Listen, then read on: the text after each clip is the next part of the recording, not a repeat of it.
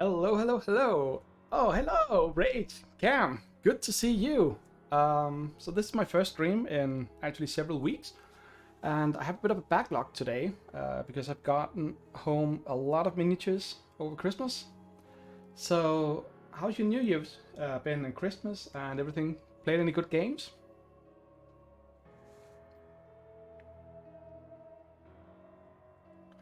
Also, I don't know if you are aware of this, but this is actually a small crochet thingy that I got from one of my friends. Um, it comes from a classic Danish children's book, and it's called an Ugenuk. And there's a story about how they. Oh, thanks, Rage. I've missed you as well. It's called an Ugenuk, and they're famous from this, Danish children's book where they steal one of the towers in Copenhagen. Oh, and we have John as well. So what are we doing today? We are, of course, gluing my fingers together, or at least attempting to glue them together. I have gotten a lot of stuff home over Christmas, as I said. And again, we're talking Malifaux. And I've gotten onto my second master that I've been playing with, someone called Tony Ironsides. And she is so much fun to play with. The last game me and my friend played more or less turned into a mix of a boxing match. Hey Corpse, it is the Danish king, and you should know, being from Norway and all that. It almost turned into a mix between, actually it did turn into a mix between a boxing match and a football match. The soccer, for those, the game soccer, for those of you who think football is played with your hands. Yeah, Bill, you know me, I just gotta do something to get people's attention, clickbait and all that. And I mean, so far I don't think I've actually managed to glue my fingers together, but whenever I do these things, there's a shall we say, there's a certain risk that I actually do glue my fingers, at least to the miniatures. And what Diffian is, well, that I think this is the largest number of viewers from the beginning I've had in, well, at least in several weeks since I haven't been streaming. Yeah. Also, I'm trying some new stuff with the music. Well, not the music, the sound and microphone capture and all that.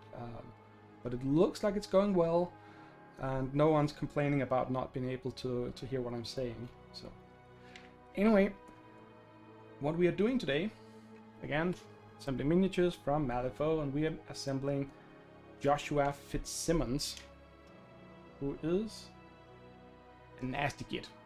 This particular, this crew is the Miners and Steamfitters Union, and we're talking Union with capital U.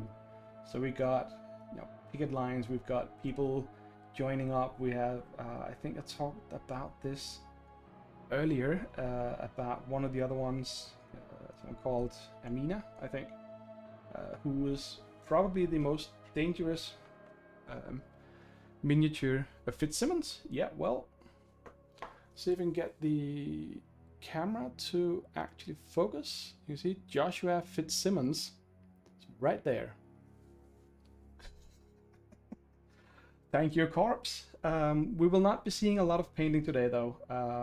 I've got, in addition to Joshua here, I have another dude, kind of a spider, steampunk-ish spider creature man. This here are in total 3 new models, Steamfitters. And then I have some of the old stuff for Perdita, some Monster Hunters, Pistoleras, I think they're called. Guys with guns. So yeah, but that's true, Bill. Fitzsimmons is your dog. Well, one of the 2 dogs you have. And for those who have not seen Bill's dogs, you should either go watch them or go watch AJ, who's sometimes here. Thank you, Cam. So, ouch. Yeah, well, Corpse, just take up the challenge. So yeah, so anyway, this is just the usual cutting out pieces and cleaning them up and then trying to get it all glued together. And yeah, Bill, I'm actually curious because I can't even remember where does the F come from, apart from it being when people die in horrible ways.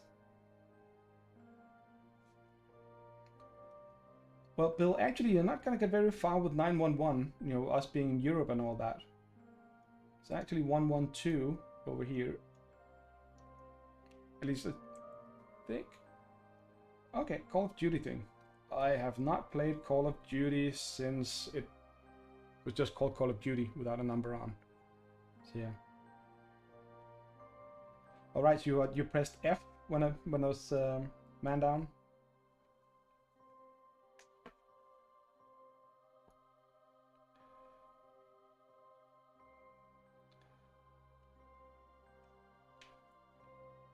Finger glue. Yep, AJ. AJ, if you just joined, I'm assembling someone called Joshua Fitzsimmons. So for you, those of you watching, go check out AJ. She often has puppy cams on her streams, where you can see two lovely, cute little fur balls running around. Oh right, Bill, I'm sure it is. I'm absolutely sure they come up with an entirely new gameplay and new ideas, new concept, brand new worlds, all that. So, yeah.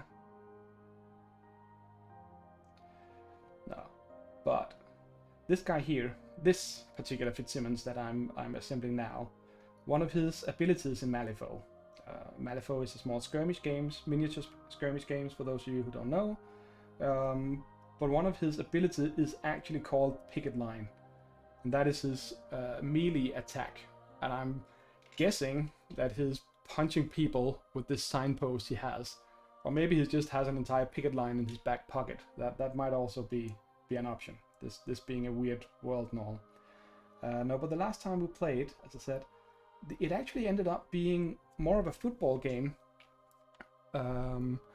Than Signpost Warrior, more of a football game than an actual battle as such. I mean, there was some punching and shooting and stuff like that. But as my friend reflected on after our match, when we just chatted the next day, he said that the violence part of it, the fighting part of it, was not the purpose of the game. That was more a bit of a means to an end. He fielded two dragons, serpent creatures, dragony kind of things, and I needed to take them out of the way to make room for my own people to run around and do what they needed to do, because the mission we played, and that is so nice in Malifaux, the mission is not to kill off the other team. The mission is to do most often weird shit. And in this case, weird shit consisted of there being in the center of each quarter of the field, there was, you can't see, that's not that light. There were some goals or posts, and the objective then was to have, well, let's kind of call it a ball, even though it was called a lodestone. But basically, you have a ball that you give to one of your miniatures or models, and then that model, if it ends its turn in base contact with one of these posts or goals, whatever, then you can actually score a point. And so with 5 goals or posts being on the board, in the center and the center of each quarter, you can get a total of 5 points from that. And additionally, in Malifaux, you have some schemes which are you choose from a pool of 5 different schemes, and they're sort of sub goals you have, but you don't reveal them until you're ready to score the first half. And they usually go along the lines of place a model somewhere on the table, and if it's there at the end of the turn without any enemies, reveal this and score a point. And then at the end of the game, some other criteria exists. And they can be anything from assassination, which is basically to take out the enemy leader, to you're just dropping markers to say, I've been here, I'm dropping a scheme marker, aptly named, and then the opponent has to get rid of it before you put down enough to actually reveal your scheme and score points on it.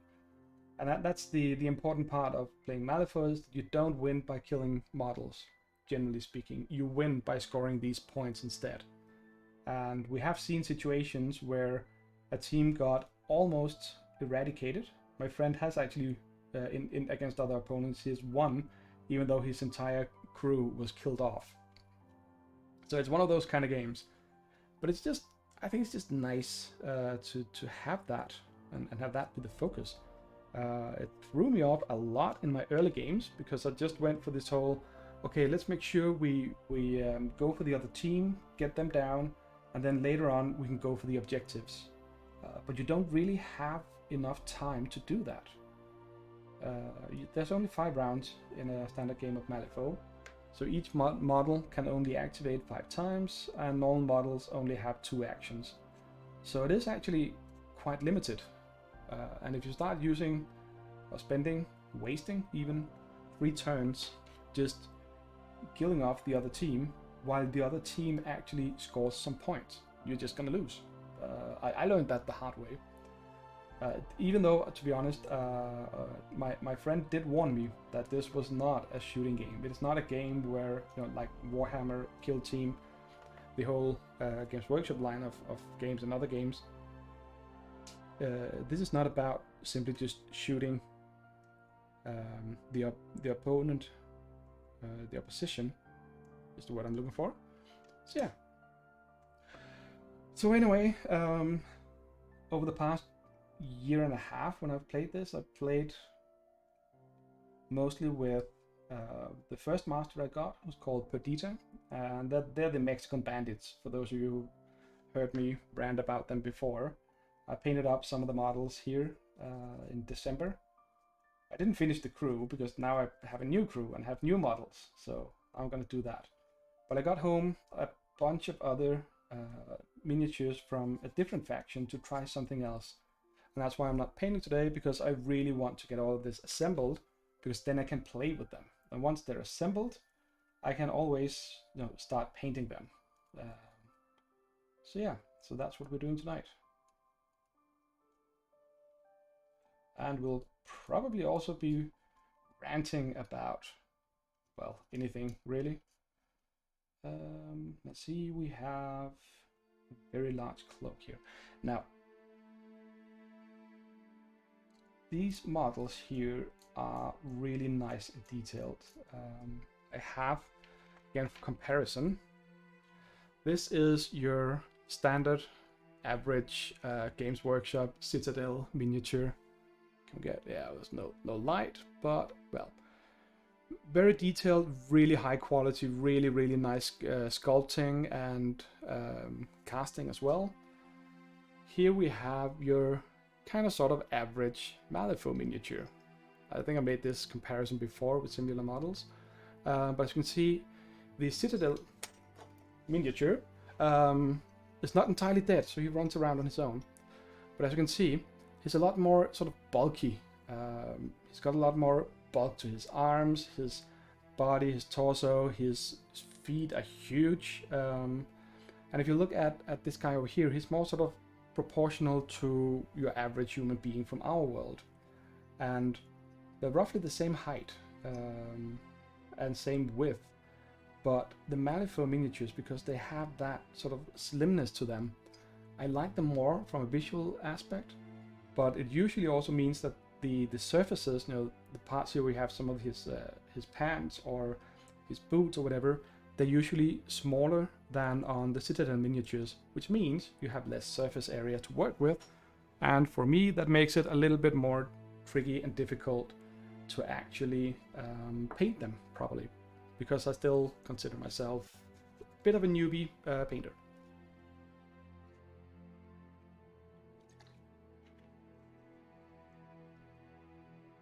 So now, for gluing these things together, we have different options. We can use super glue, which is what a lot of people use, or we can use something like this. This is Tamiya. This is a different type of glue, if I understand correctly, from super glue, in the sense that this will only work on plastic. It will not work on metal. It will not work on resin models. So use it for plastic. But the way it works, as I understand it, is that it actually sort of melts or dissolves the plastic to put it on both pieces that need to glue together, and then when you press them together, the plastic will sort of reform or tighten up again. But then instead of having sort of 2 layers of plastic with a layer of glue in between, you'll actually have the 2 layers of plastic sort of melting slightly together, and that should be some of the strongest glue. Oh, hey, Rage, we were saying you've left the game cave. Oh, interesting. Sounds like there's a story there. But yeah, sure. Go ahead. Go ahead and knock yourself out as much as you want. And send me an invite on Discord and I'll join afterwards. Sounds cool. Sounds fun.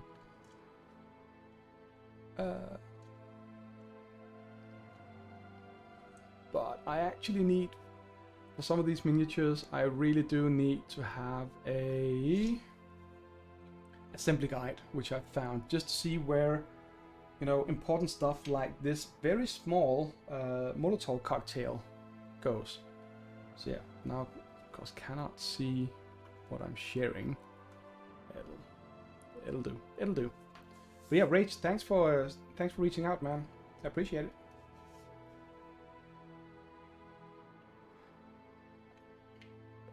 Which also reminds me, Cam, if you're around, will you be doing more streams like the one you did with the Christmas cards? I really, really loved that one. That was so nicely done.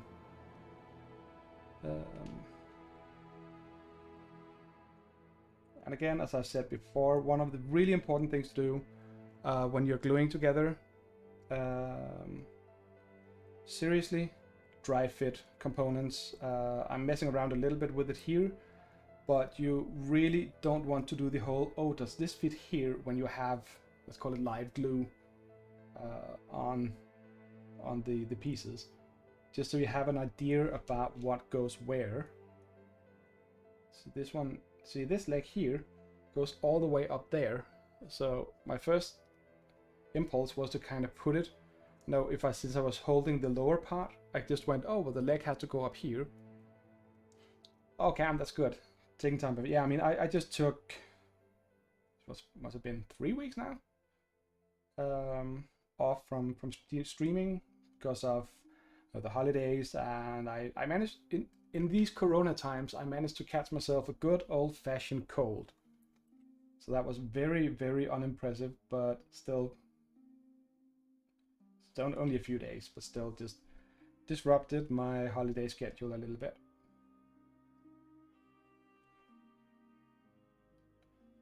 Other than that, not much to say. I mean, things have been quiet. Work is fun. I'm still doing some of the more sort of research part of research and development at work, where I'm looking into ways of modernizing our platform. I'm a software engineer, for those who either haven't heard or have forgotten. I sometimes forget myself, being that my job seems to gyrate a lot back and forth between different tasks and types of tasks, and then I'm halfway product manager, or yeah, and then things sometimes get weird and I forget what I'm actually doing. See, I also just forgot how this piece actually fits in here, but it should be something like that. That seems right. Yeah. So yeah, I mean, Joshua here, Fitzsimmons, is standing at a bit of an odd angle. You can see here, the way he's standing, one leg far out in front and the other down, and he's sort of twisting his torso a little bit, but it's, again, So many nice details to these models. I really like that. Can't wait to actually get to painting these. So, also, for those who are wondering, when I sometimes do this, that I put a little bit of extra glue in after actually attaching the piece, it's simply because I've learned over time that it actually helps with the sort of the small lines or cracks that are between the different pieces, because often the sculpt or the molding will be a little bit off, but if you just add a little bit of glue, it will fill it out a bit and it will make it less visible once you actually have the miniature assembled and start painting it and all that. You can also do other things like sculpting clay. The most famous sculpting clay is called Green Stuff, from the company called Green Stuff, and it is, well, it is not as such green because it's actually blue and yellow, obviously, when you get it. I don't have any here, I think, but then when you mix it, it of course turns into green. And I should not say of course, because that assumes that people are used to doing color theory. See, here I messed up and did not actually do a dry fit. So I nearly got this one glued in the wrong way. My favorite miniatures to make and paint, that is definitely going to be these ones here, the Malifaux miniatures Rage. As I showed before, I mean, I love the Citadel miniatures. Think anything Warhammer like that, that's the Citadel miniatures. And this is not really working. But the reason I like these better is that the proportions are more like us, you know, like real human beings, and that makes them to me look a little bit more realistic. Again, we are talking in a fantasy setting, or at least in the fantastic settings. So yeah, so they have all the creativity of being able to use magic, weird technologies, and all those things, but at the same time they're going for actual humans and not the sort of superhuman variety. Yeah, again, painting them, I think it's more tricky, but also gives me a lot more pleasure finishing up these ones. Now this is, it feels like I actually have managed to glue my fingers a little bit together, but I won't find out until a little while. Hey Wohan, welcome. I think Wohan, you might be just in time to actually see me glue my fingers to the model, because my fingers slipped a little bit and I don't want to let go because this arm is not happy. It seems to keep wanting to fall off. Well, let's hope it stays into place. Well, it's probably falling off because I attached it completely wrong. Does that seem better? Seems a little better. This is really annoying. This arm is annoying me, and I'm sorry to say that I did not glue my fingers to the model. Sadly, I apologize for that, my friends. But we might still get a chance, because the next thing here, I'm gonna wait a bit with the signposts.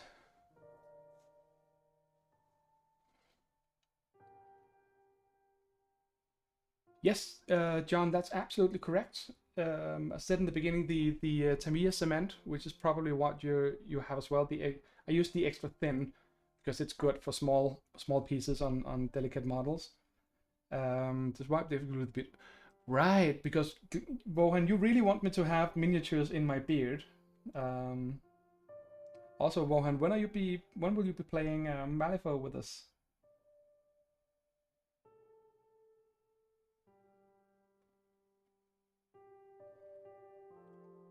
So yeah, but John, the mixing the Tamiya cement and plastic, you know, from leftover spruce Now, whenever you're done with this, you have all of these. You just cut them down, mix it up, and then when it dries up, as I said, because it melts the plastic, the plastic will still be there. So when it tightens or hardens up, whatever it's called, then yeah, you should have it as a filler. You know, corpse, that would literally make my face fall down on the ground, because a nice Warhammer 40k setup is usually way too many miniatures than what I feel comfortable lugging around in my beard. But yeah, could do that.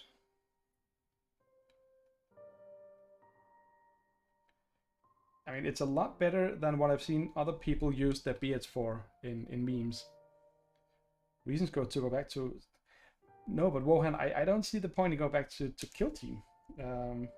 Not when I have Malifaux. So much more fun.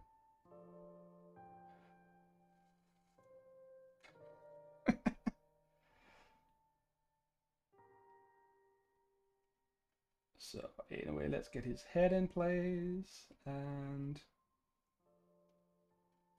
then we just need the sign, and he's got these sort of flowing, I think it's his scarf actually, coming out of his, yeah, coat.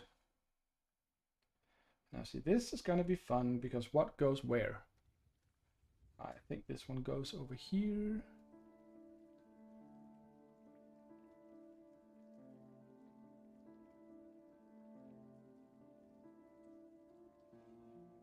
Yeah, but not like that.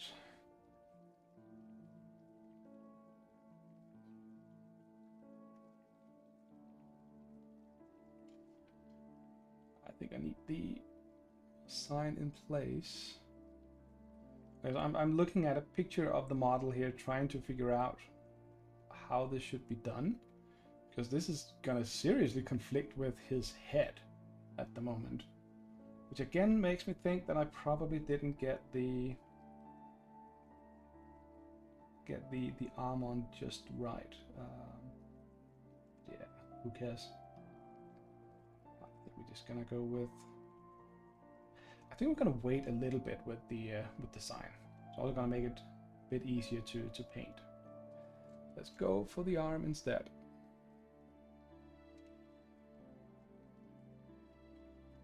General cosplay.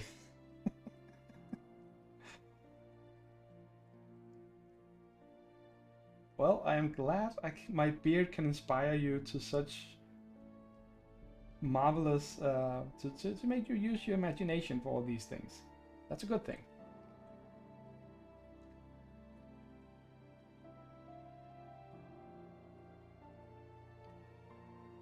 So now he's got his raised finger here, and it's not even the middle finger, so he's actually serious about it.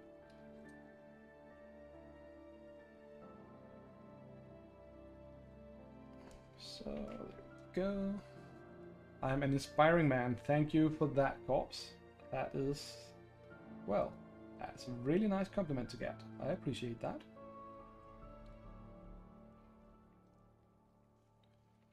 So let's get this one here.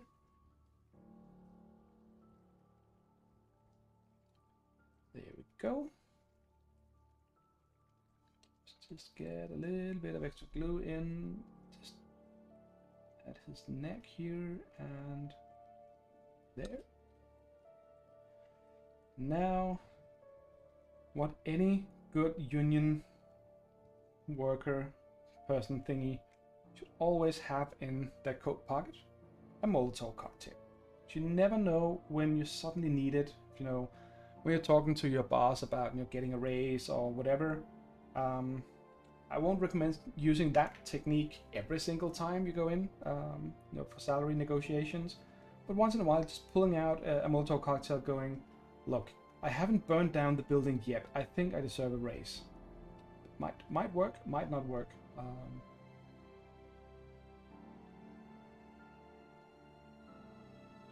Right now, I can't even figure out how the... Oh, there we go. So like this. Perfect.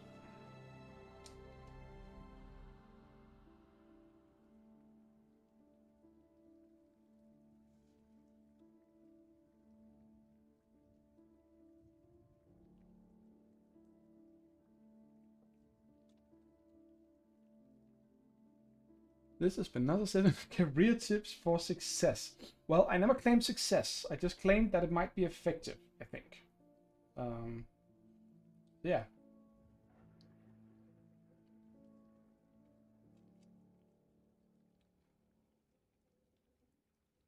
There we go. Now see, another really good thing about the Tamiya cement here is that it actually dries pretty quickly there. I don't know if you can actually see the small bit sticking out of his pocket here. It just went in, connected immediately, the glue took hold, and it keeps itself in place. Unlike if you use some of the, well, not the super glue, it's also pretty fast, but if you use some of the other types of really strong glue, has a drying time of maybe 20-30 minutes, that's going to take forever to dry, and all the time you have to sit and hold it really still, and since my hand's always trembling a little bit, it's not really good. Now I need to sort out what to do with this, because I really want... Do I really have to crack off his arm? I mean, the problem is this sign here doesn't really align up with the end of the shaft going down here. And I think John would agree that a broken shaft is not a good thing. That was a shameless reference to John's character, who was called Shaft.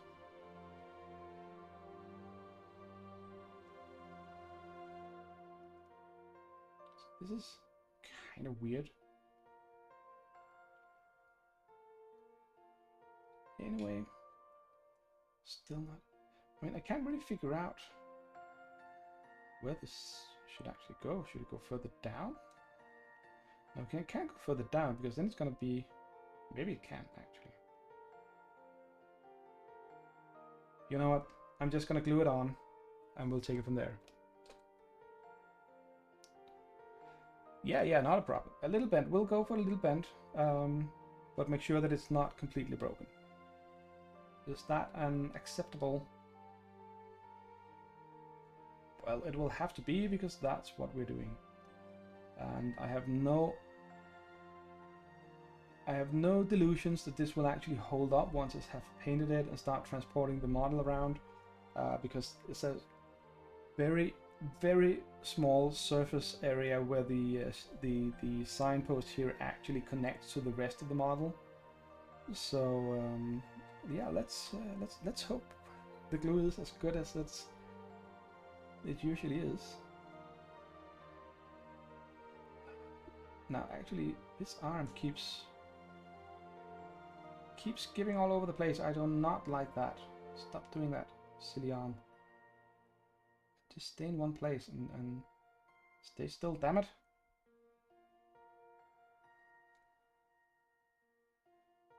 Yeah, this is the part where I can get really frustrated from time to time. You can see here the arm hasn't actually caught on well with the rest of the model, so I need to try and see if this can actually help it, not getting a little bit extra in. Yeah. Well, we'll see how it goes.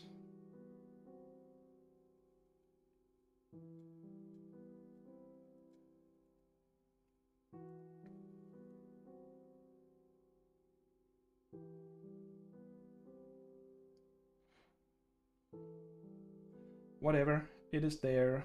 And now these two, the loose ends of the scarf, I'm specifically going to not glue these on at the moment, partly because one of them will really conflict with his arm, and the other reason is that it's going to be a real pain to paint the model with those in place. I'm also beginning to think that the signpost doesn't actually go in there, that the signpost goes all the way up here, which would mean that the arm goes there. Now, ironically, the end of the sign is actually sticking quite nicely to his hand. It's just the rest of the arm that is being really, really annoying. And I can really see that, you know, the plastic is melting here. So I'm just gonna hold it. You know what? This is only going to make things worse. So let's just see if I can pick out.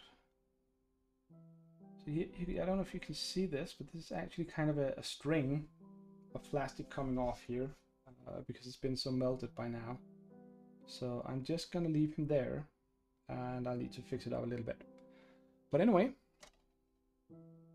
and yes, of course, I have worked with metal miniatures primarily back in the 90s, and back then we used to say that metal figures were far better than plastic because the details they could do with metal were so much nicer, but they were also a lot tougher to work with, partly because it's just harder to, you know, scrape off the mold lines and all those things. It's harder on metal miniatures than on plastic, but also because the glue you needed to do had a longer setting time, so you needed to hold everything in place for a lot longer. Plus, since they're heavier, there's a bigger risk that you just drop them when you're painting them because more weight. And when transporting them, do not put painted metal miniatures down in the same box without any kind of wrapping or anything like that. So, anywho, we have some Steamfitters. We have the weird sort of spider skeleton man, not skeleton, spider steampunk guy that looks really interesting. So yeah, let's go for him. 1, 2, 3, 4, 5, 6, 7, 8, 9, 10, 11, 12, 13, 14, 15 pieces in total. That's a handful. Oh, I need to keep track of which is which here. That'll be another day. Let's go for something more manageable here, because what I needed to do with this guy here, all these different claws, whatever, spider arms coming out, they're different. So I need to keep track of which is which, and it has to be put in the right parts of, you know, on his back. There's small holes where they go in, and I am not up for sitting here and chatting while trying to make notes on a piece of paper and all that. I'm gonna mess that up, or I'm gonna be completely quiet and not say anything, which would be boring. So we're just gonna move on to the Steamfitters instead. And we are going for... yeah, whatever. Let's just go for... what is she, a welder? And this here is a welding mask. Yeah, it's gonna be cool. So yeah. Again, if you ever do want to go into miniature assembly, if not actually painting, I recommend getting a really good set of small clippers like this. You can either use wire clippers if you have some, if you've done work with electronics of some kind at some point, or you can get the ones like this one here. It's actually an AP1. The main thing about it is it has to be sharp and it has to be sturdy build, so it doesn't sort of fall apart. I bought a really cheap one at some point, just sort of a no-name brand, and it will definitely cut wires, but it's very loose, and it's not, you know, the whatever they call the cutters up here, they don't align correctly. When I see through it, there's a small gap in between. Can't get that on camera, which means it doesn't cut all the way through. It kind of relies on the material being thick enough that that you'll actually still cut enough of it away that you can sort of, or not thick enough, fragile enough that you just cut enough of it away and then break off the rest, and that's not good for the detailed kind of cutting you want to do for miniatures. So get a good pair of cutters. You will not regret that. But Corpse, if I recall correctly, you played Warhammer at some point, right?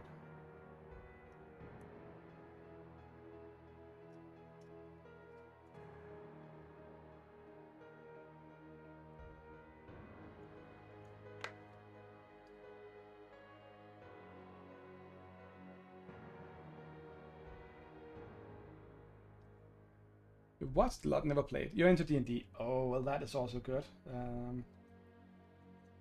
What kind of what systems have you tried in D&D?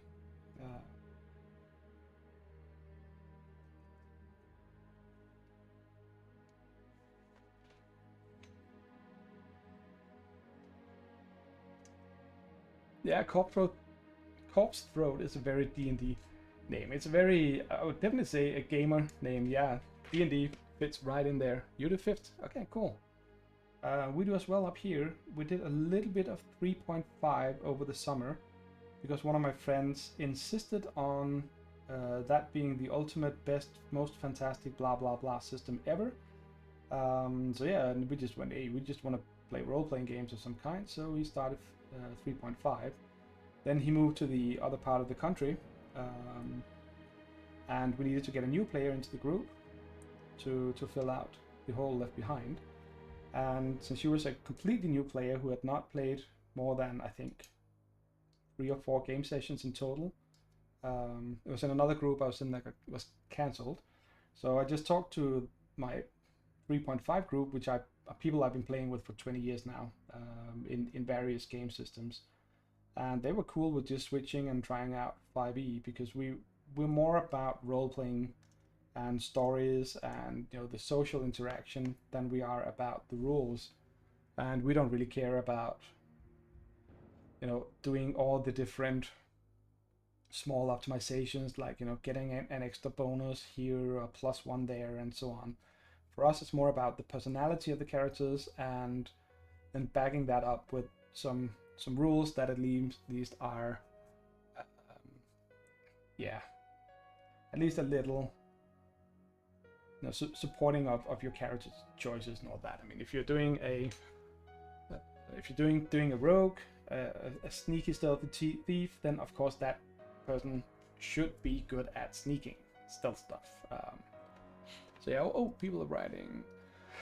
Won't you be reading up the 40k? That sounds interesting. I've not looked at it at all. Just go ahead and send the links. Oh, and yeah, as for D&D, I should totally do a plug. Well, Wohan, you're the odd one out. I should do a shout out to AJ or AJO and Bill, some of the other people who are from a podcast called The Incorrigible Party, which is a very, very good role-playing and story-focused podcast where they record all their sessions and have been doing so for close to 2 years, I guess. I think we started in April 19.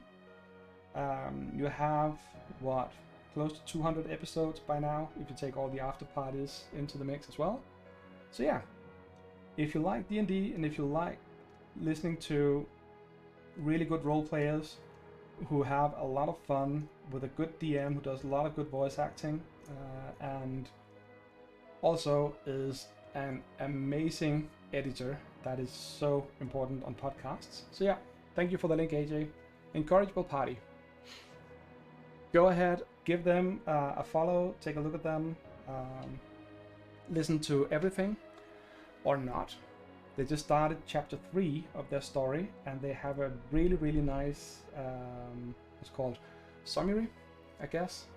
So yeah, so go for it. It is very entertaining and it's very fun.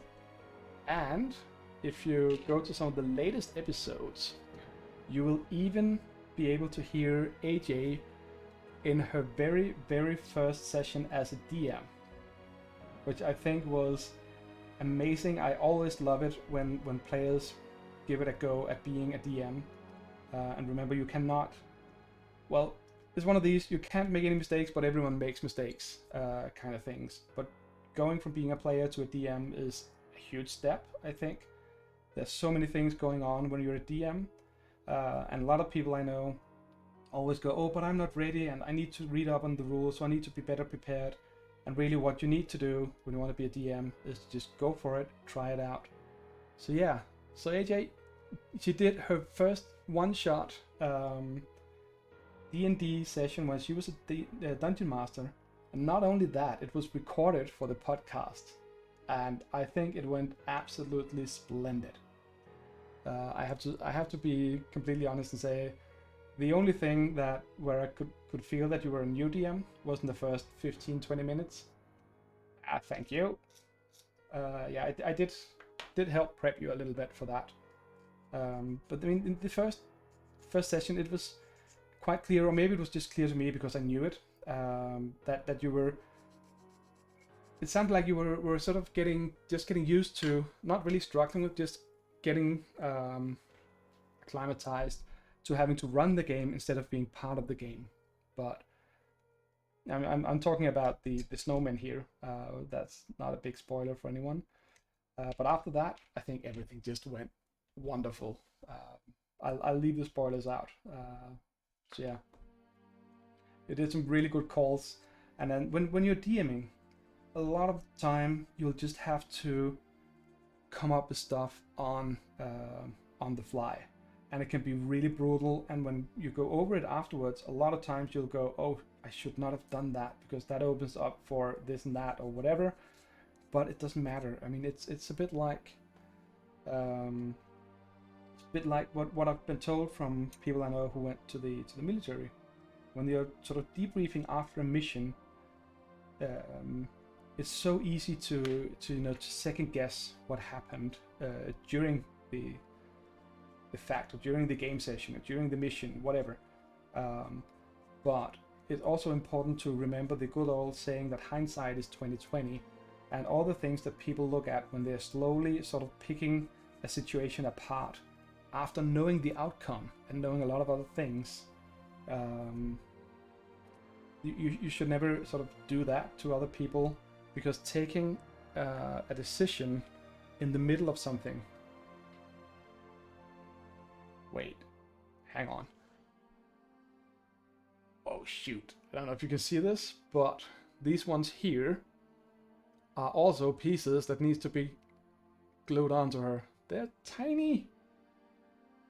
Oh well, at least I actually caught them, saw them now.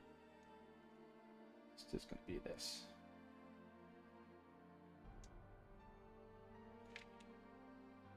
Okay, so this is where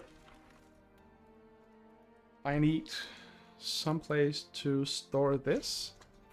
Let's just use an old matchbox, because these two small tiny things will disappear.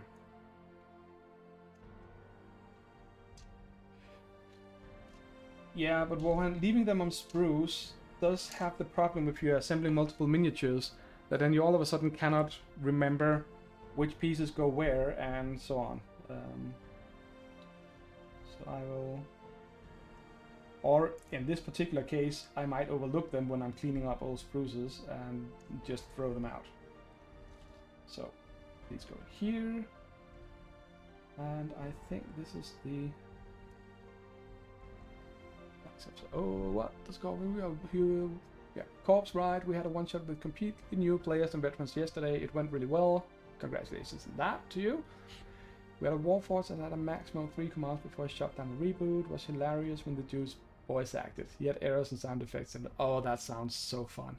Yeah, I rarely do voice acting because I'm not good at it, and I've never trained it. Also not sort of traditionally not been very good at sort of controlling my voice, so it's never something where I've naturally just felt it interesting to teach myself, to train. But again, voice acting is really cool, but it's not something you have to do, not a mandatory thing. I'm actually reminded of a very nice small video that I think was Matthew Colville who did it. Where the title was, it sounded really clickbaity, but in fact it turned out that it wasn't.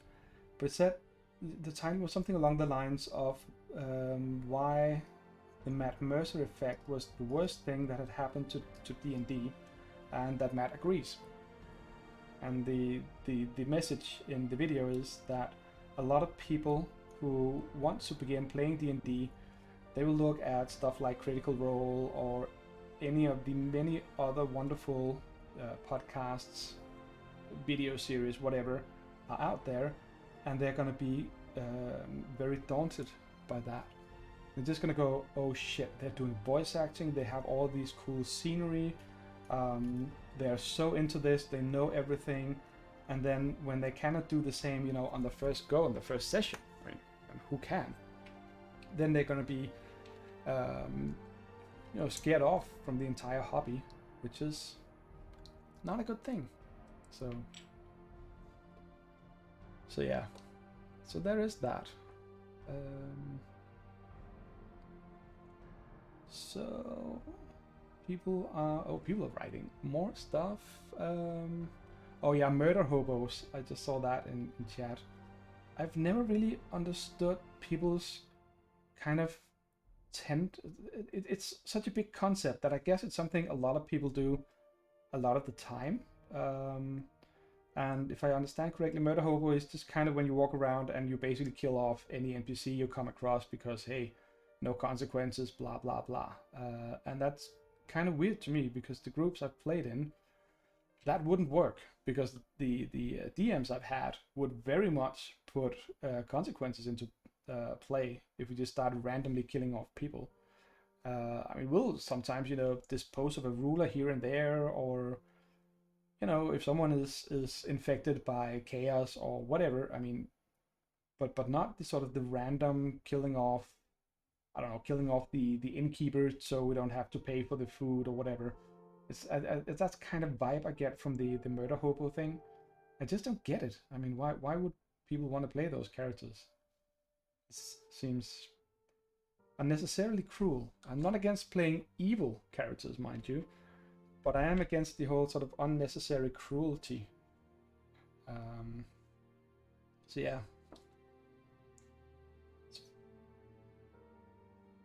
There.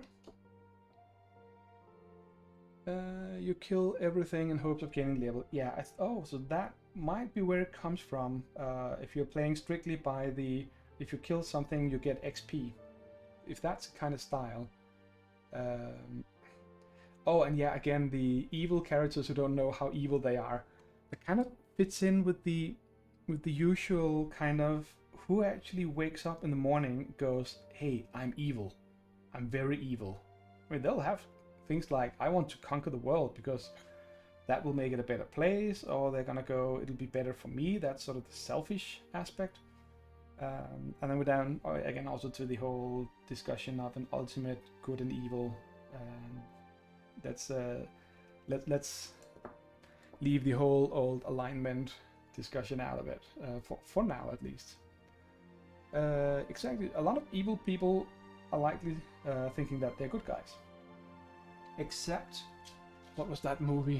It was an old movie with Bruce Willis, where the bad guy really, at some point, Bruce Willis has to have his cute one-liners. So when the bad guy actually asked for introductions, blah blah blah, the bad guy has sort of this is The Last Boy Scout, I think it's called, from the 90s probably. But the bad guy has this kind of, oh, let's do introductions because we have to be civil kind of approach, trying to be civil when he really isn't. And Bruce Willis just cuts him off and says something like, oh, no, it's not necessary, you're the bad guy, right? And then he says, I am the bad guy. And a lot of times bad guys don't really think of themselves as bad guys. They're just following their own goals and dreams and hopes and desires. So, yeah. But yeah, but Corpse, it's cool to know that you're also a D&D player.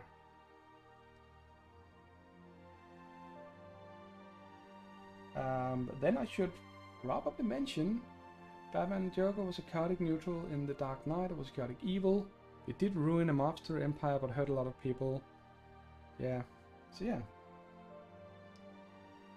Again, there are so many things when you go into the whole good versus evil and how do people see themselves. Then you all of a sudden you go from an objective evil to a subjective, it's called evaluation of yourself kind of thing, which is interesting.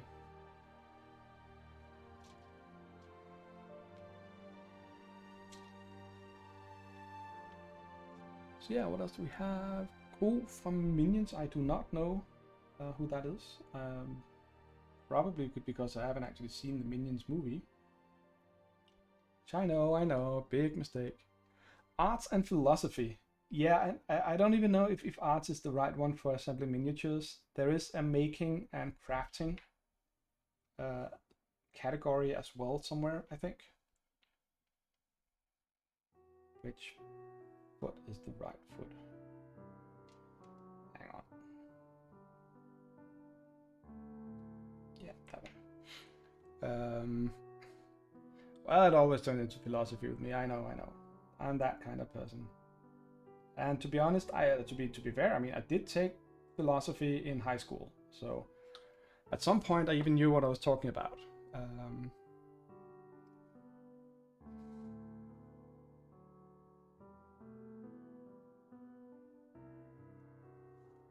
So that is one leg in.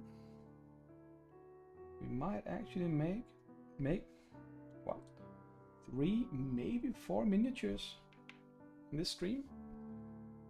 Yeah, philosophy is fun because many things actually fall down to philosophy at some point because you're talking about how people react and think and how we work and the whole metaphysics aspect of it. So yeah.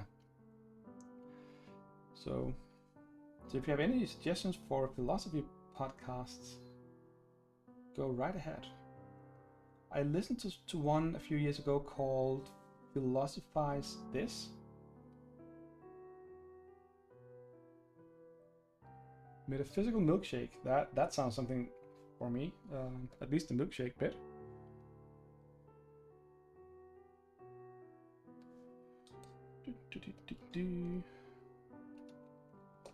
New stuff, metaphysical milkshake. I should make a note of this somewhere.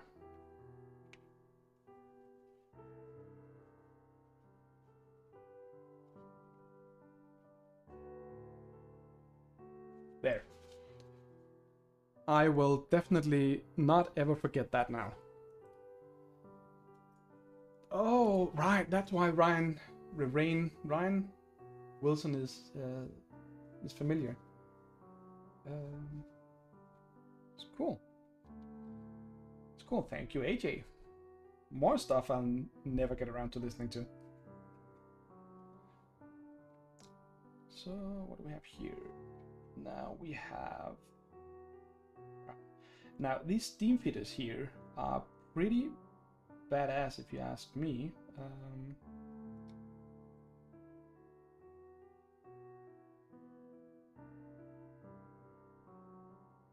Again, they're also rather frustrating to assemble. What you probably cannot see is that she actually has a robotic arm. So that's gonna be interesting to fit. Or get to fit. Yeah.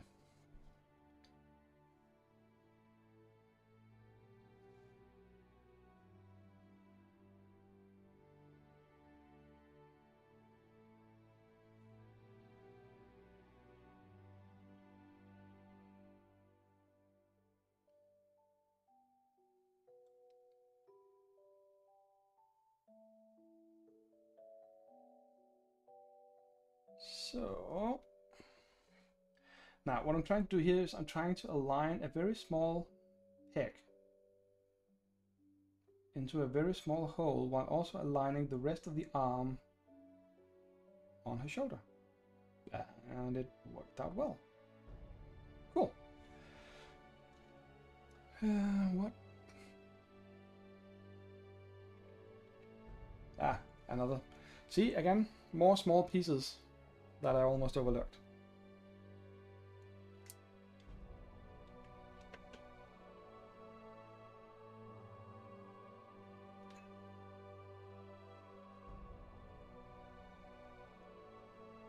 So, let's see here.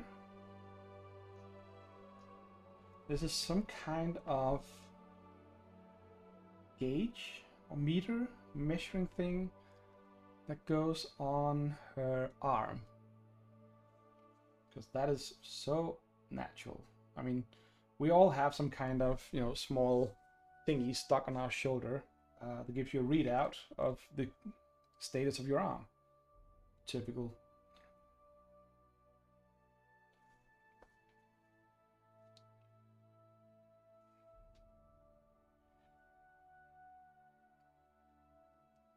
But I was just reminded of something just before, Corpse. If you are up for some more D&D, we're actually at the moment with the encourageable parties starting up what's called a West Marches style campaign. And it's a concept from, well, that someone did, where you basically have a large group of players, and in our case also DMs, that sort of share the same world, and it's very player driven, where you build on rumors.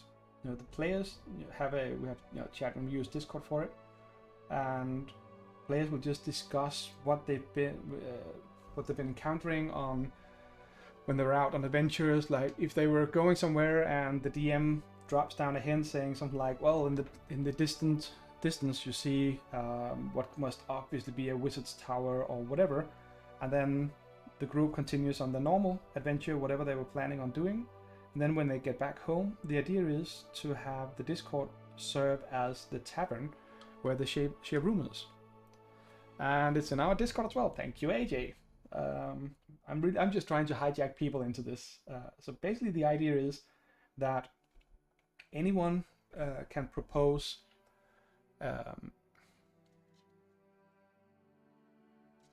what am I missing here? I'm missing a piece, I think.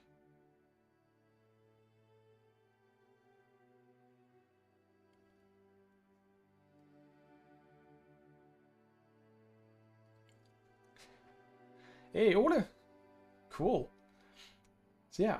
So anyway, we're playing through the IP Incorrigible Party Discord, and it's basically open to anyone. Of course, we have some be nice, don't be an asshole kind of rules, but that's the usual ones, and none of the people here seem to be that. So join the Discord. There's an introduction channel where you can see the rules that are currently there, and you can go down and find the relevant channels for the Diamond Head campaign. We have not yet had our first official game,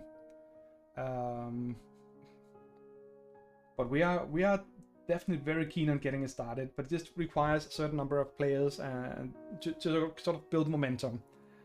And why am I missing a piece that I cannot find anywhere on the sprues? That's annoying. And it is not. Oh, maybe they changed the model. They do that sometimes. I mean, they have. They're so classic. They have this. Yeah, all these models here. Maybe it is just from this side. It looks a little bit more like a saxophone I was looking for. I know you'll get a kick out of that, Rohan. But they sometimes updated the models, but the assembly instructions they have online that I'm looking at here for the old models. So that can be a bit confusing. But yeah, Corpse, please join up. It'll be fun. I mean, we play through Discord. That's a plan. We'll be using stuff like D&D Beyond, Foundry, Roll20, whatever people want. I mean, it's very much up to the DMs, but the rule is that the tools we use must be free for the players. So there's no point in going, oh, we want to use this really special fancy tool if everyone has to sign up and pay $20 for it, because that's not cool. So if you just plan on being a player, it's going to be completely free for you. You'll have access to all the things you need. Some of us have subscriptions for D&D Beyond or all the other tools we use, and we'll just go for it. It's going to be hopefully a huge mix of theater of the mind, of regular old fun dungeon crawling, monster bashing, you know, all those things. It's very much up to the DMs as well, and that's where I think it's a really good idea to have a lot of different DMs, because we can see different play styles and different ways to run adventures, see what works and what doesn't work, draw inspiration from each other. I'm really stoked about this, and I've really been trying to sort of keep a lid on it because I have a tendency to be over enthusiastic. But yeah, it seems like we're actually very close to someone maybe perhaps at some point making the first adventure. So yeah, there is that. And we need one of the small tiny thingies to go in here. Now I will be using tweezers for this.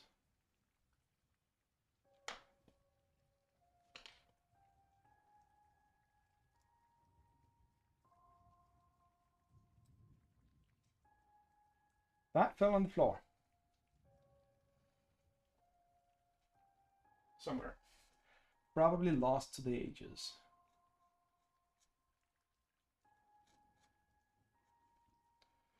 It's a great campaign style to allow people to play when they are available and not feel like they have to commit one game group for a long-term adventure. Exactly.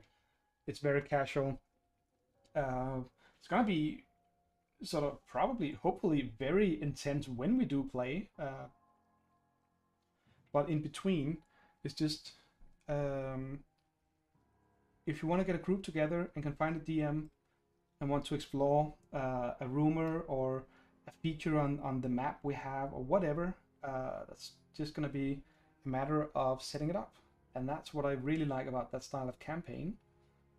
Additionally, it's voice chat modification on Discord. Text would be too impractical. And yes, I have played my share of mods over the years to know that you can do text-based role-playing games, but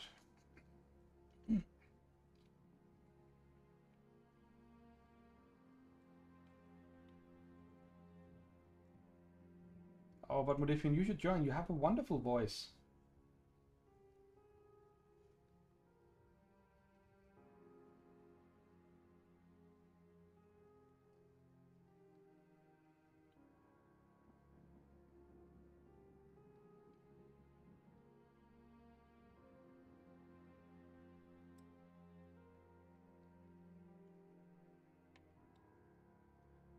Okay, that's good.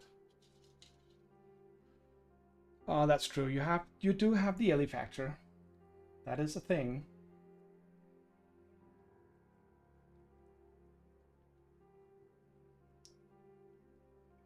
But you do know, Modifian, that it's just a matter of time, and then Ellie can join you.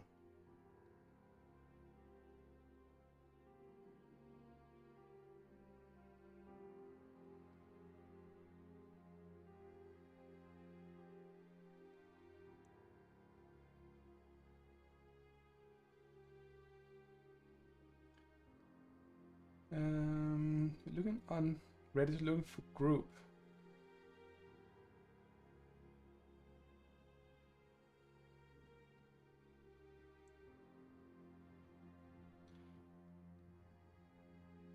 She lightens up the death. Are you already dead in that game you're playing, Woodifian?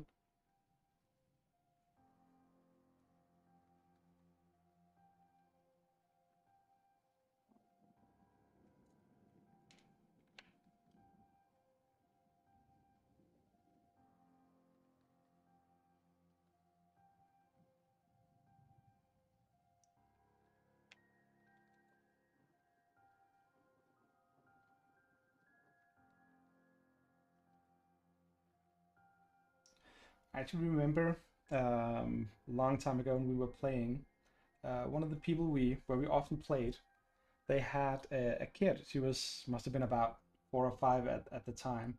And when we were playing in the afternoon, she would also often come and join us, and it was so cool because she was just all over it. She loved having her uncles and aunts with her for these game sessions. And yeah, of course, children are wonderful D&D players. They are not limited by the real world. They just have so much imagination and so many cool ideas, and they're not afraid to share them.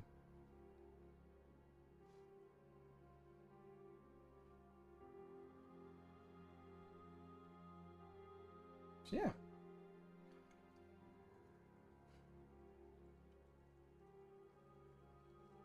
And I know for a fact that Ellie, Woodifian's daughter, does already have one D&D book.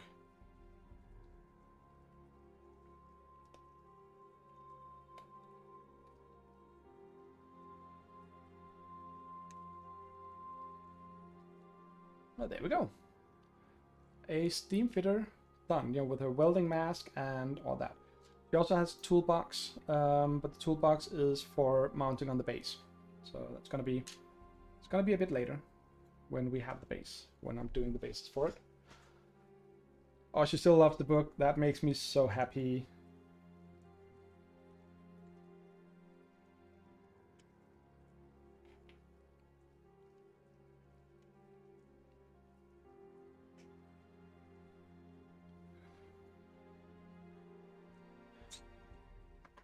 So, a children's D&D somewhere.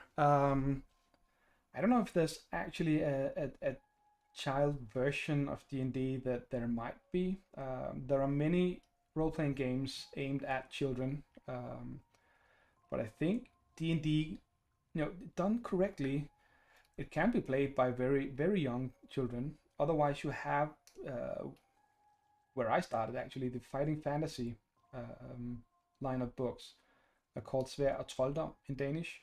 I don't know what they're called in Norwegian. But they're the ones written by Ian Livingstone. I think Steve Jackson wrote a few as well. I don't know the English titles because I've only actually done the Danish versions. But they're really, really simple. They're not D&D material. It's a different brand that does it. But that's sort of like the choose your own adventure story, but with simple combat rules and dice rolls to see if you trigger traps and all that. So you have your small character sheet, you run around, you beat some monsters, you try to guess your way through the dungeon or the adventure or whatever it is. And I think that kind of storytelling can easily be done with children. And I actually have some other friends who has a almost 5-year-old daughter, where the plan was that we should actually start teaching her to play some kind of role-playing game, or at least get her interested in the idea of collaborative storytelling. Then I haven't really been able to see them much because of the corona shutdown and all those things. But yeah, so I'm pretty sure we can get her interested. And I mean, both the parents are role players, and she has a lot of role playing, aunts and uncles, extended family. And yeah, it's just gonna be cool.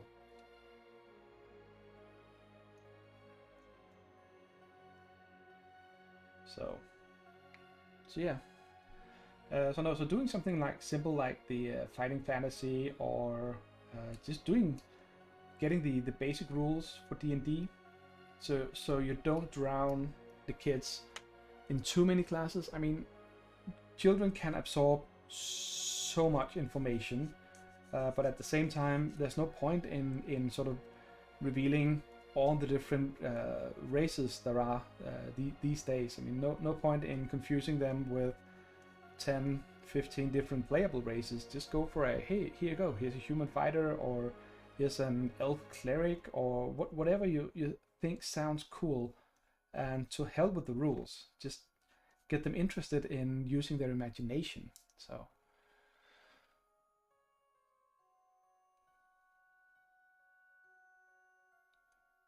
of course, that is a really good idea. Doing this with children, if that's your work. A lot of people do that with great success, and it really can be quite simple. You can even do it without really exposing them to rules, because I think my impression at least is that children can often get dissuaded or sort of scared off if they have to sit still and learn too many rules to begin with. You need to give them get them playing fairly quickly. So just teach them that they have a d20 that you use when you try to do things or try to avoid things happening to them, like saving throws, and they have the core abilities, and then just go for it.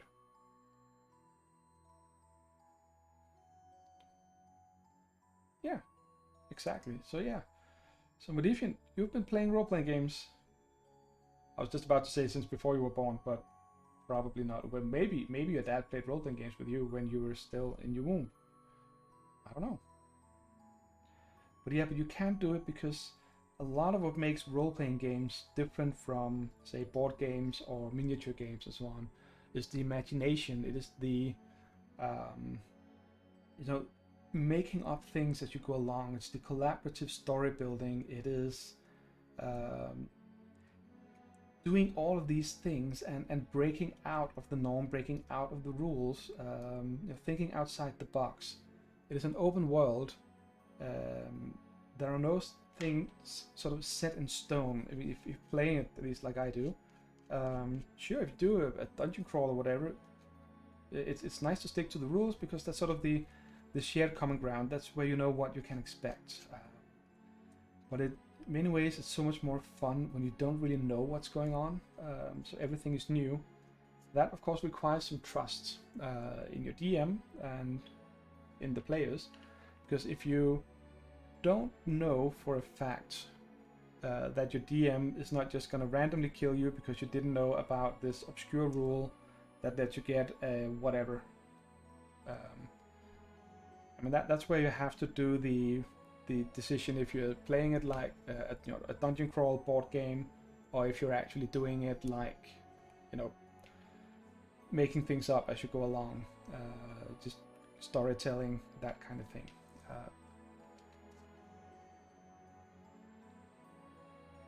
Yeah, Corpse, that is exactly what I'm thinking of.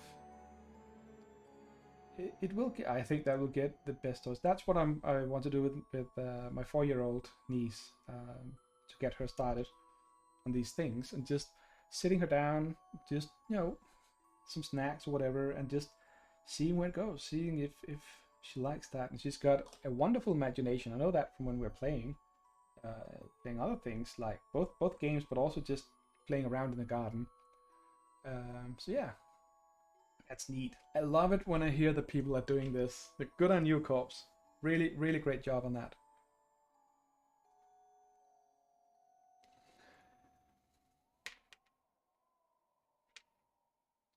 So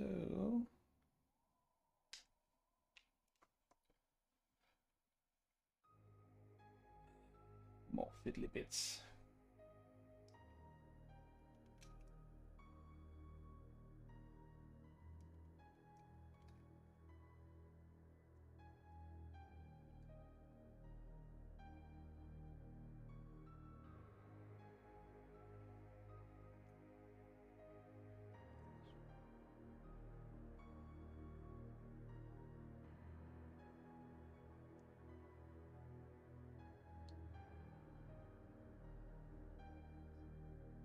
So these are fiddly bits to mess around with, because the small sort of spider legs in this, I actually almost broke off one of them So I need to be really careful not to mess too much with them. Maybe I should just glue it on and say forget about mold lines on this.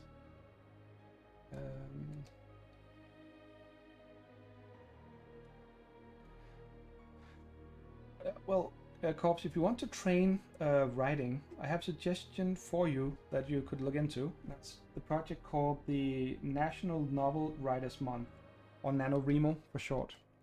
I've done that a handful of times by now, and it's actually how Modifian and I first met way back in the day.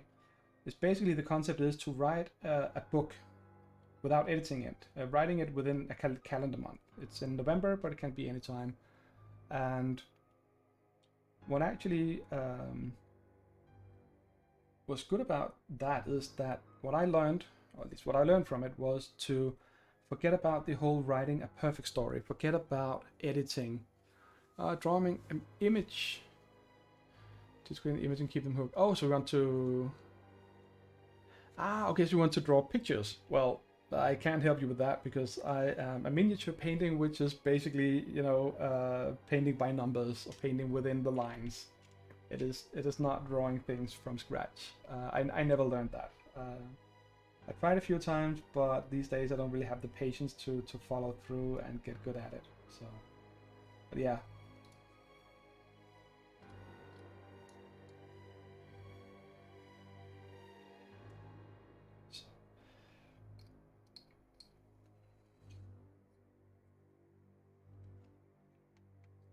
Yeah, that was a nice detour. Storytelling for children.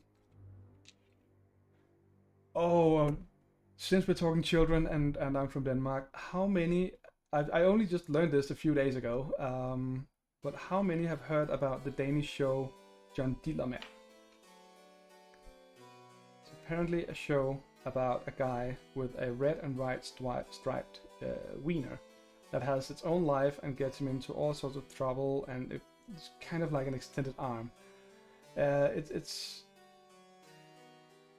apparently it's very disputed. Yeah. Yep. Oh, I'm guessing people are. That is actually supposed to be a children's story. Go look it up. And what for me is even more fun is that if I saw the credits correctly, the guy who got the idea behind all of this is one of my old high school friends. I've not spoken to him in a few years, but I'm not surprised because he's always had a really interesting and fun humor. I still have some of the artwork he did for me back in high school. He was yeah.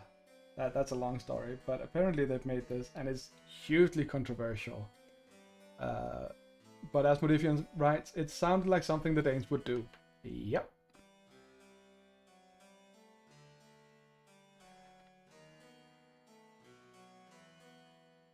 Yep, there we go. So that is what Danish people are up to when we're left to our own devices for any lengthy period of time. And of course, Ole has the link.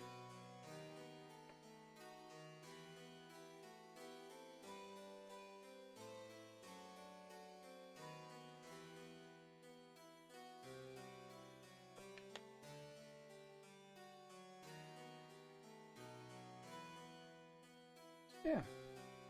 So that's a thing, and I was just reminded of this because only a few days ago that I actually learned about that we have this, and not in Norway. Yeah, well, imagine something like, you know, America or, you know, other sort of very conservative countries. So I don't even know how new it is. Maybe it is actually only a few days old. I just had this impression from the way people talked about it that it had been going around for, I don't know, maybe a few weeks or something like that. And as always, I just felt, oh, I'm hopelessly behind. So only a week. Premiered, well, so it's a year old. A week old. Makes more sense then. But yeah.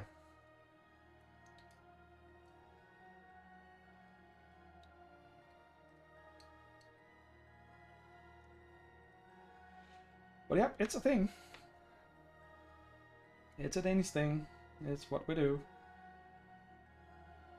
And I cannot figure out if it's a good thing or a bad thing, because just as I can see so many problems with it that people have mentioned, I can also can't sort of let go of the fact that it's actually it's children, and children are more robust than we give them credit for, as long as they see that, or get someone talk to them about it, and talk to them about what is this thing, why is it fun that he has a long wiener that does things or whatever. I don't know what it does or doesn't do. Yeah, but seems to have gotten some people very upset. Exactly, because children don't overthink it like adults do. That's I think one of the worst things you can do with children is sort of be overly cautious and going, oh, but can you really say this, and oh, but they're children, and oh, what if they understand, or what, doesn't it make them think like whatever? And that's usually sort of only adults that get those ideas, whereas children would just be like, oh yeah, sure, that's just how it is. So yeah, I don't know.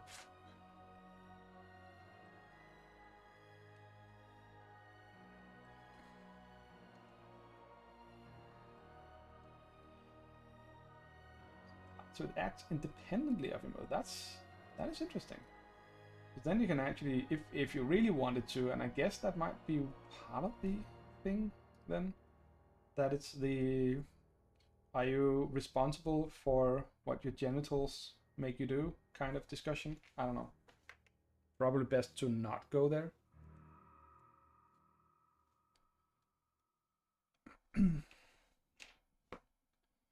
Okay, I think I'm getting.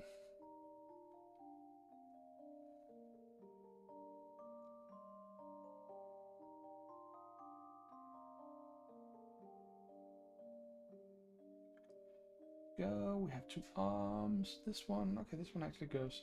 Yeah, I'm just thinking out loud as I'm prone to do. So I think I have all the stuff I need for the next miniature. Talk to your kids and ask them, see what they see, because you might add words they didn't even have. Exactly.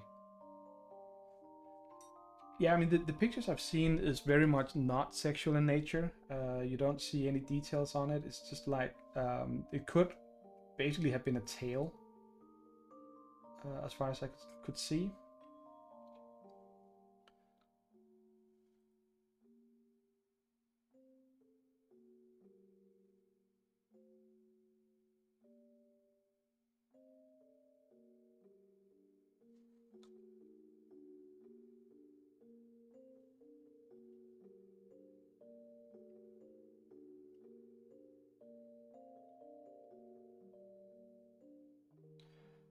But I mean, the children's and sort of young adult branch of the Danish national TV has always had a tradition for doing slightly weird stuff, especially all the way back to the 70s and 80s. When the kids' television I grew up with, or maybe just teenager, young adult television, was pretty interesting, and I'm not entirely sure which probably illegal substances whoever thought them up were on when they were doing them, but they were definitely fun.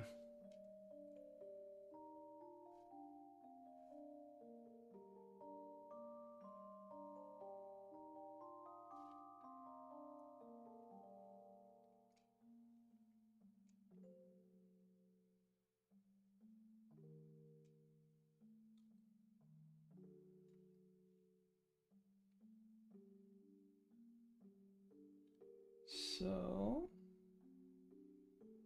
next guy here, coming along.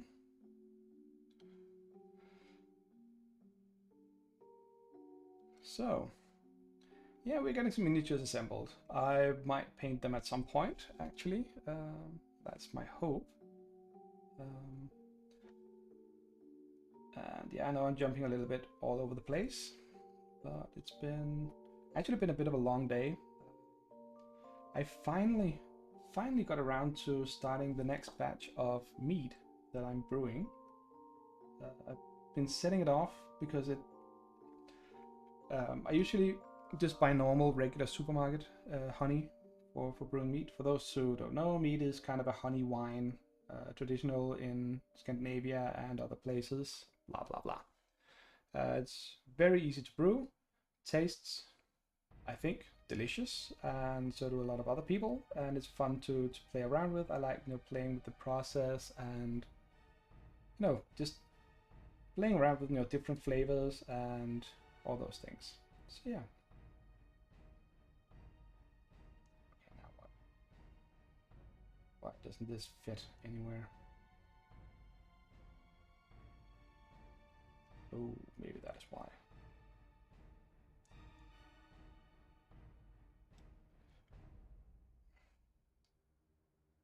Nope. See, as I said, always dry fit things first, because this one here is really annoying me at the moment. I cannot figure out where it goes.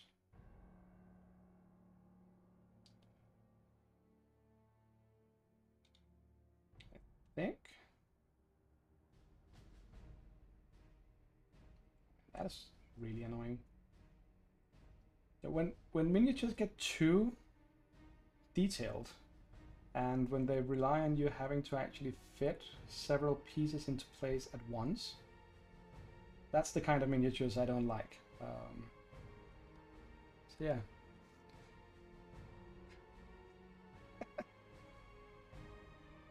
Oh, well, I live in an apartment too, and I actually just store it in the kitchen, and that's not giving me any problems. I mean, you can smell it a little bit the first couple of days, but after that, it's fine.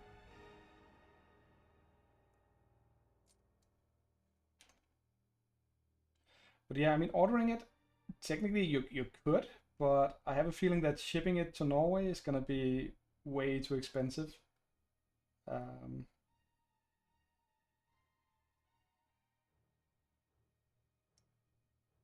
I actually shipped some to one of our other gurus down in Poland. I'm a volunteer guru at the Bastard Cafe in Copenhagen, where some of the other people here are also from. And I sent some down to Paulina, who you know, and yeah, it cost more to ship the 2 bottles down there than the 2 bottles actually cost. So yeah, there we go.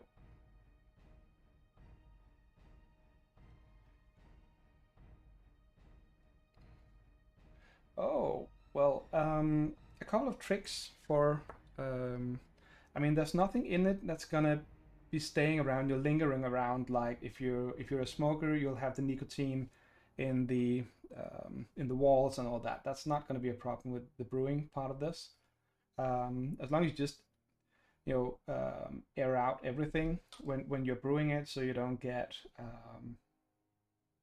well, it's basically essentially just boiling a huge pot of water. So just do like you would make, any other kind of thing, like large soup or whatever. Um, oh yeah, life is hard, AJ. No, but basically the process of brewing mead as opposed to brewing beer, which I've never tried, but I know enough beer brewers to know a lot about the process. But brewing mead is simple. You basically just mix water and honey, and you add some yeast and whatever flavors you want, and then you leave it for 3 months in a suitable container. Then you tap it on into bottles. And if you want a really, really good way of going to see how easy it is to get started, go search for the Swedish metal band called Amon Amarth, who has a very nice 10 minutes tutorial in how to brew your own mead. And really can be done as simple as that. I actually spend a little more time doing it because I actually boil it. So I kill off any germs or other it's called microorganisms. So, oh, and Rohan Mohan, you just watched the first episode of John Dillerman. That is wonderful. I was about to say you've taken one for the team, but I don't actually think you have, since you say that it's really good. So it's brilliant. You say, cool. Well, I am not surprised really, but it is nice to know that we can still make controversial children's entertainment. That is awesome. And I have no idea what this is. I have these two pieces that go on the side of his mechanical leg here. Guessing like this.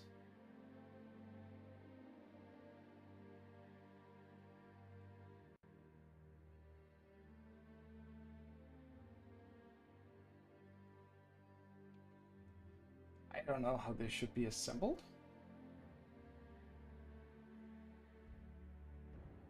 Does it go down here? I think I'm gonna have to see some other. I filtered it through my beard, yes, and that is why I don't want to have what's it called? That's why I don't want to have, you know, Warhammer miniatures in my beard, because imagine if I filtered my meat through Warhammer miniatures, you know, you'll get all the weird colors and everything. That would not be good. But seriously, what the hell are they thinking with that? Is it like this? Oh, I get it. I get it now. So it's... yeah.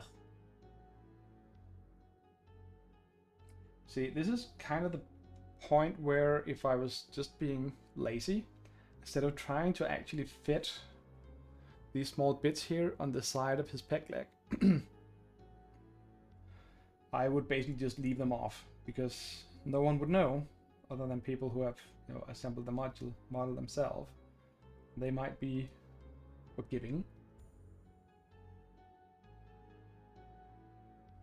Oh yeah, that's actually, that would be against the Twitch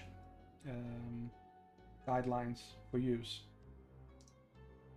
I cannot do that on stream. That would be, well, let's just say not within the limitations or restrictions of their guidelines. I have actually a few times considered just doing it just to show people how I do it, but at the same time I also know that unfortunately there are a lot of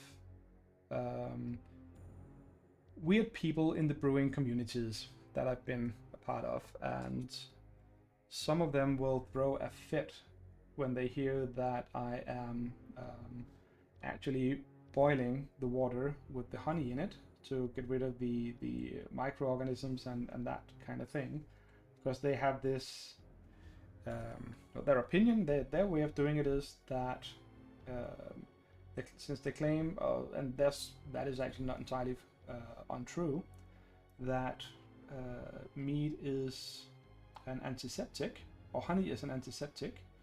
Therefore, it's not necessary to boil the water to get rid of the microorganisms, because the honey is gonna kill it.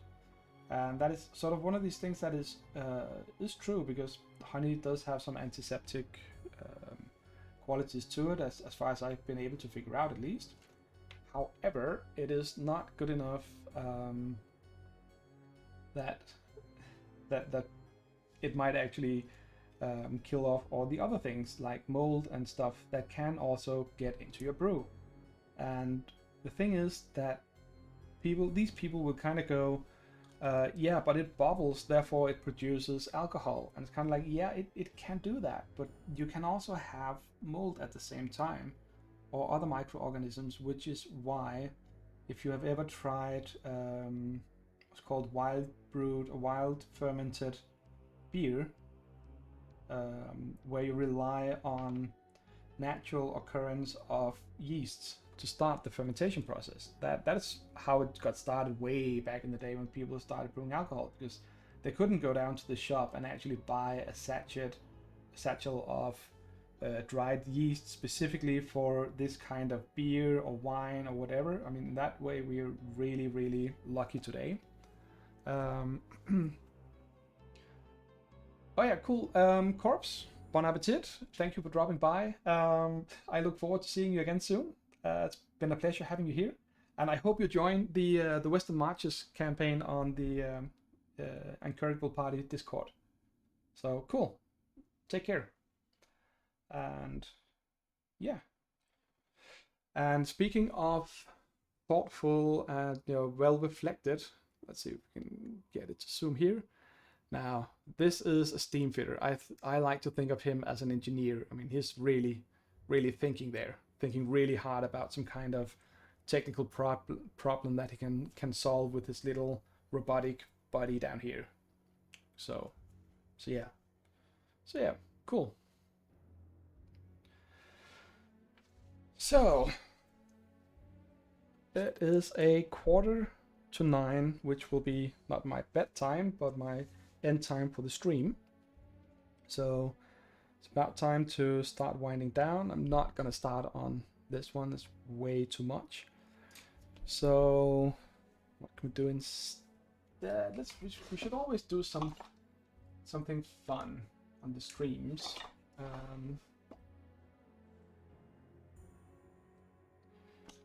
The OnlyFans link, Modifin, you already have it. If you're throwing it away, not my problem.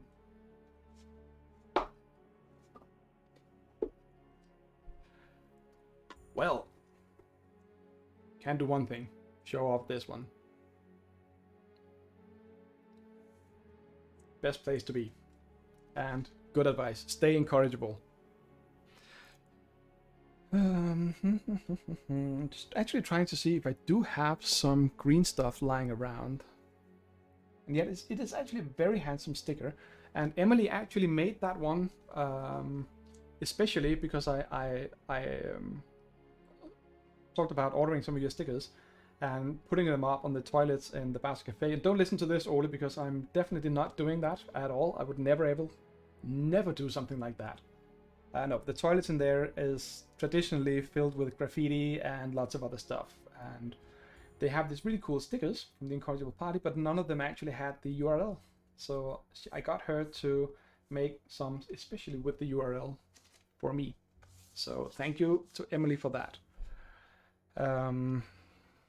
Yeah.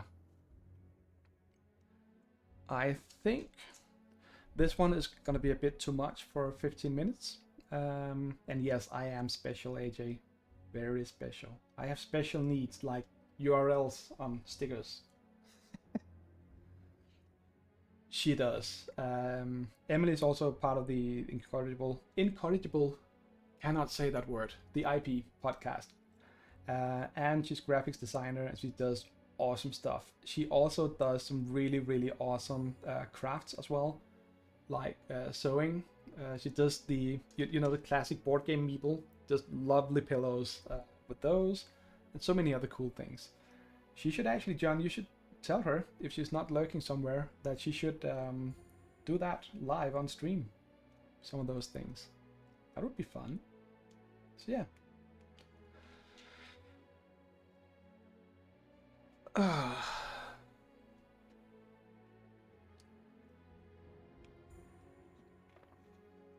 She could stream some crafting. That would be cool. Let's see. I have more fun stuff to do. Oh yeah, I should go back to this. I don't know how many saw this in the beginning. Again, we're back to Danish children's entertainment. This one here is from a book that in Danish is called Da Ugenykkerne stjal Rundetårn, which basically means when the Ugenyks, this is an Ugenyk, stole the round tower in Copenhagen. And this was made by one of my friends, crocheted, and it's kind of a small three-legged bird kind of thing, exactly. And yeah, we just got talking to it at some point, me and my friend, and then she decided that I should have a care package during Corona lockdown. Ugenyk, it's an Ugenyk. It's a lovely word. It just rolls right off the tongue.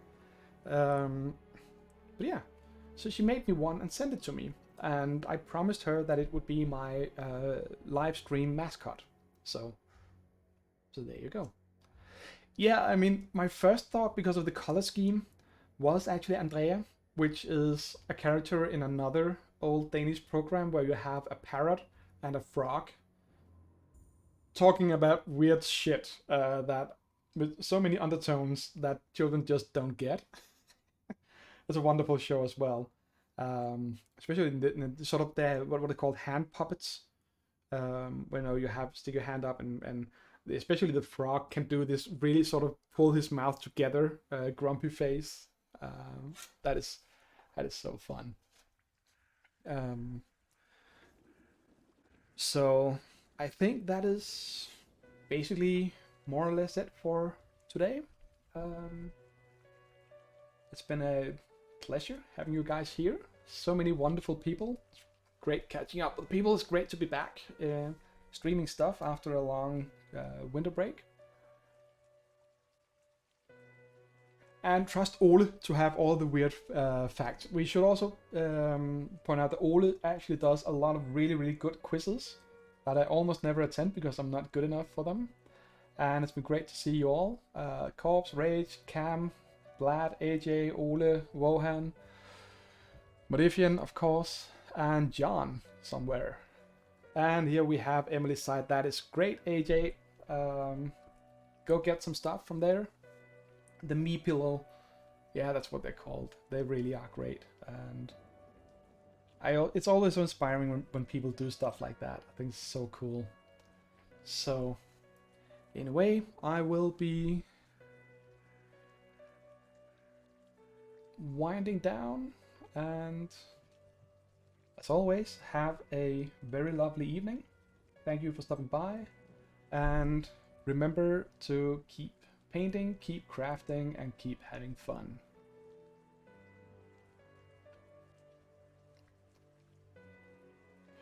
Oh, a raid. Yeah, let's see. Let's go raid someone. We're actually quite a few people here. So who do we have that is streaming? We have... okay, so we have 3 going on. Board Game Yogi, who I don't really know. Keyfrogs, which is some of the Danish Keyforge people. And we also have an old friend and colleague of mine that's playing Among Us. And if any of you have heard about the company called Unity, then it might actually be fun. So I think I'm gonna invade those because I have not talked to them in ages. And let's see if I can. Let's try this. So yeah. So we're gonna go for some people playing Among Us, and Oleg, who we will be raiding, is a really cool guy. He's got a lovely Russian accent. I'm sure you're gonna love that. Plus, he also has an awesome beard. If he still has it, it kind of has these 2 braids going down on the sides. So yeah, let's go see what Oleg and the other people are up to in Among Us. Thank you for tuning in. I will see you Wednesday or again next Sunday.